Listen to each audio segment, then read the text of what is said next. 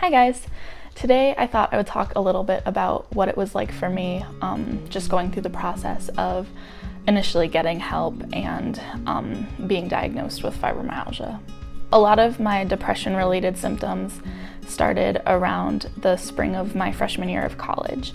I remember being alone in my apartment and just sitting on the couch or in bed and staring at the ceiling or a wall, constantly feeling like I was gonna cry, and also everything just kind of being hazy. I would go to class and I was doing okay in school, but at the same time I was always tired and I didn't really have motivation for much. And for the next year and a half or so, that kind of ebbed and flowed, and sometimes it'd be really bad and sometimes it would be okay. And then during my sophomore year, I remember really feeling like something was wrong. Even though I was studying psychology and I had some insight as to the fact that I needed help and that everyone could use help now and then, I was not necessarily scared to get help, but that's still one of the hardest parts of the process, is just knowing you need it and then, getting a foot in the door and telling someone. It took me probably almost a year before I started talking to my parents and asking them for information about our insurance and what kind of provider I could see, how much I'd have to pay, that sort of thing. And then once I got that information from my parents, it probably took me another couple months before I made my first phone call to even get an appointment. So something about that was really difficult is it kind of comes and goes depending on how often I make phone calls, but I do have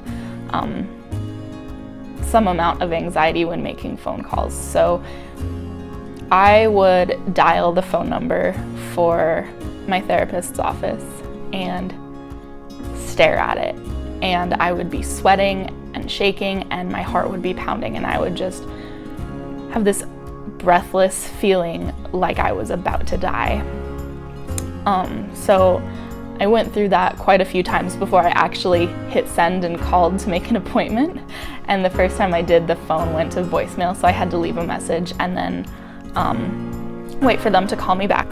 But then I also don't answer my phone most of the time unless I recognize the number, because that same anxiety happens with picking up a phone call. So then it was this couple month span of playing phone tag with them, just because I couldn't get myself to hit send or answer a phone call. So I finally called after a few months and actually set up an appointment. Around that time was when I also started noticing a lot more physical symptoms going on. So I was having trouble sleeping, I was having migraines a lot, I started to have some pain going on. It wasn't a whole lot, and for me it was kind of normal, but then I started having so many physical symptoms going on at once that I was like, okay, now something is really wrong. I remember in August I was on an outing with my family and it was pretty windy and we were outside. It wasn't cold or anything, but I remember it got really windy and there was just this one spot on the back of my arm where I could basically, every time the wind blew, it kind of felt like there were razor blades just like slicing into my arm. And it got worse and worse the rest of the day. I remember putting on a jacket just to cover my arm from the wind because it hurt so bad. But then when I put my jacket on, even the feeling of clothing being against my skin hurt so bad. It's kind of a weird feeling that I don't know really how to explain, except for like a bad sunburn, except it was just this one spot, so it was really weird. And that was one of the symptoms that really clued me into the fact that I should probably go to the doctor, just because it was something that I hadn't experienced before, and because it was something new. So at that point, I made an appointment to see a doctor at the school clinic. And when I went in, I remember one of the first forms they had me fill out was a depression inventory. And when the nurse was looking over it, I remember her looking up at me and saying something along the lines of, "Sweetie, you are severely depressed." And then she asked me if I was receiving any help. And at that point I did have my appointment scheduled, so that was good. But it was really,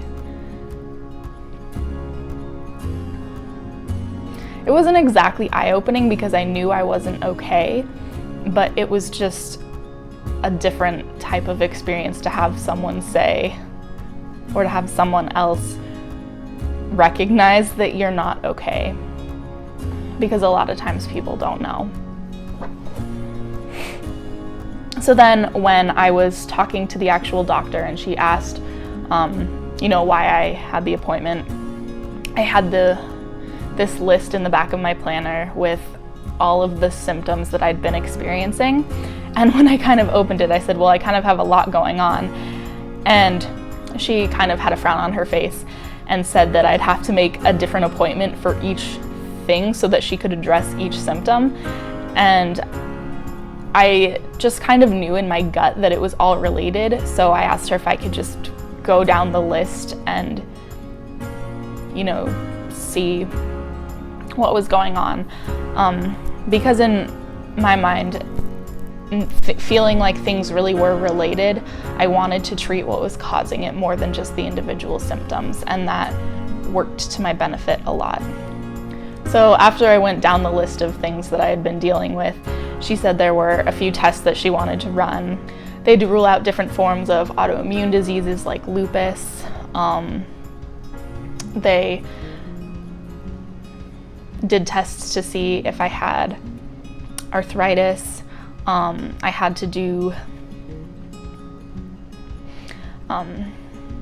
some tests involving sensitivity points on my body, so she was doing a lot of poking around just to see where I was sensitive. And it took, I think it took about 4 doctor's appointments with that to actually have her give me a diagnosis and then start me on some medication. So it was a really long process. It took a while, but actually looking into things later, getting a fibromyalgia diagnosis can actually take years for some people, just because of how extensive the list of symptoms are and how they can show up differently in different people, but also because it is a rule out diagnosis, which basically means that there is no test to determine, yes, you have this, you have fibromyalgia. All it is a rule out of tons and tons of other things that are similar in ways, but that actually have tests showing that you don't have them. So from there, I was put on medication. I started going to counseling regularly. So that was 2 years ago. Since then, I have had to up my dose of medication a few times, go on a couple new medications, but I also started seeing a specialist for fibromyalgia, so that kind of helped a lot. And because of what it is, there isn't one medication that can help. There isn't any fixing the cause. It is mostly symptom treating at this point. That's kind of one of the reasons it's really important for people to know what they're doing. So if you have any questions about the diagnosis process or want to share parts of your own story, go ahead and you can do that in the comments. Thanks for watching.